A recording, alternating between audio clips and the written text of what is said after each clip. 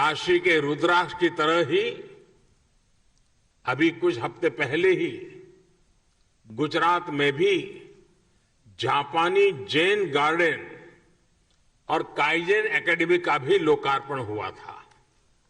जैसे ये रुद्राक्ष जापान की ओर से भारत को दी गई प्रेम की माला की तरह है, वैसे ही जैन गार्डन भी दोनों देशों के आपसी प्रेम की सुगंध फैला रहा है। इसी तरह चाहे स्ट्रेटेजिक एरिया हो या इकोनॉमिक एरिया, जापान आज भारत के सबसे विश्वसनीय दोस्तों में से एक है। हमारी दोस्ती को इस पूरे क्षेत्र की सबसे नेचुरल पार्टनरशिप में से एक माना जाता है। आधुनिक इंफ्रास्ट्रक्चर और विकास को लेकर भी कई अहम और सबसे बड़े प्रोजेक्ट्स में जापान हमारा साझीदार है। Mumbai Ahmedabad high speed rail हो, दिल्ली मुंबई इंडस्ट्रियल कॉरिडोर हो या डेडिकेटेड फ्रेट कॉरिडोर हो, जापान के सहयोग से बन रहे ये प्रोजेक्ट न्यू इंडिया की ताकत बनने वाले हैं। साथियों, भारत और जापान की सोच है कि हमारा विकास हमारे उल्लास के साथ जुड़ा होना चाहिए।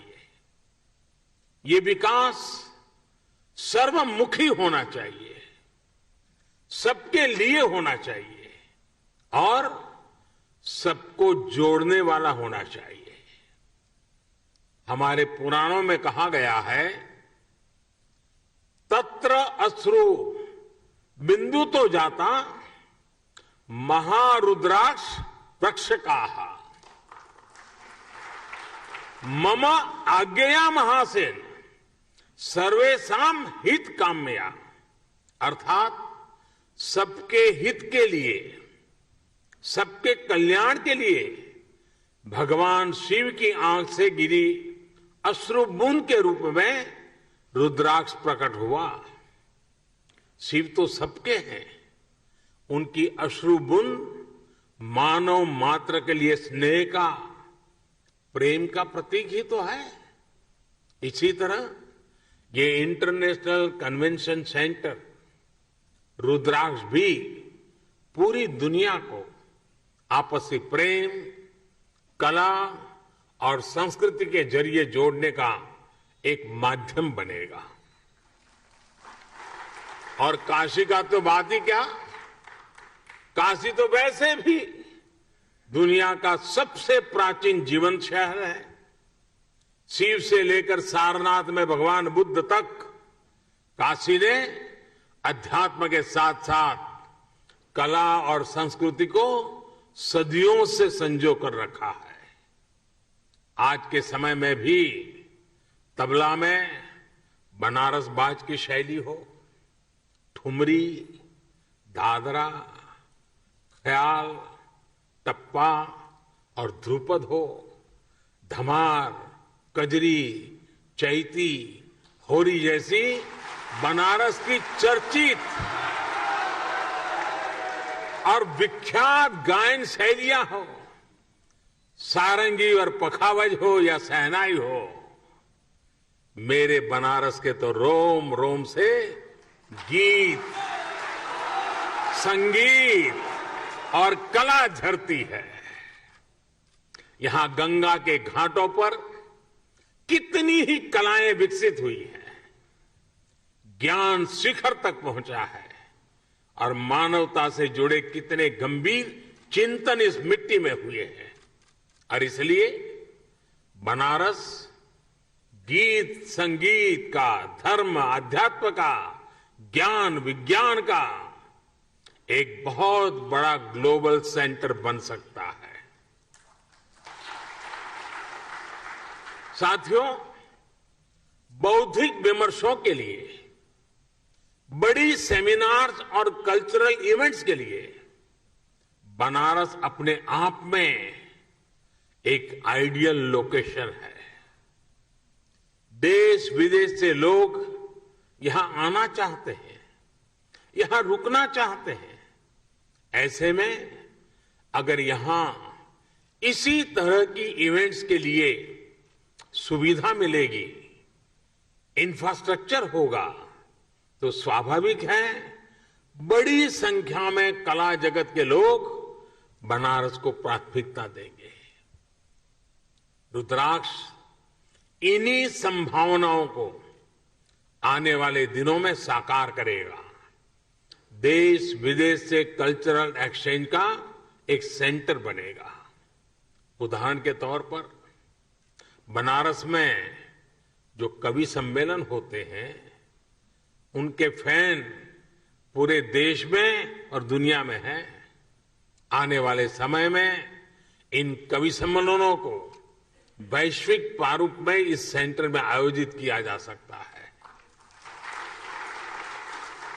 यहां 1200 लोगों के बैठने की व्यवस्था के साथ सभागार और सम्मेलन केंद्र भी हैं, पार्किंग सुविधा भी है और दिव्यांगजन के लिए भी विशेष इंतजाम है। इसी तरह पिछले 6-7 सालों में बनारस के हैंडीक्राफ्ट और शिल्प को भी प्रमोट करने, मजबूत करने की दिशा में काफी काम हुआ है।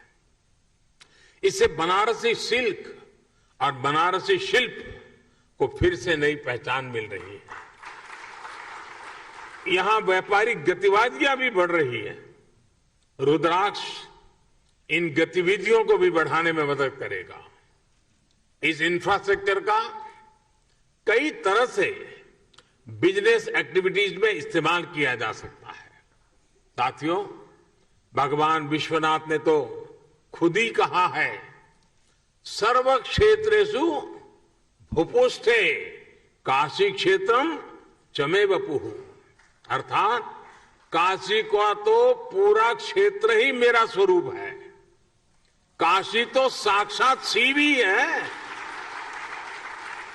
अब जब पिछले 7 सालों में इतनी सारी विकास परियोजनाओं से काशी का श्रृंगार हो रहा है, तो ये श्रृंगार बिना रुद्राक्ष को कैसे पूरा हो सकता था।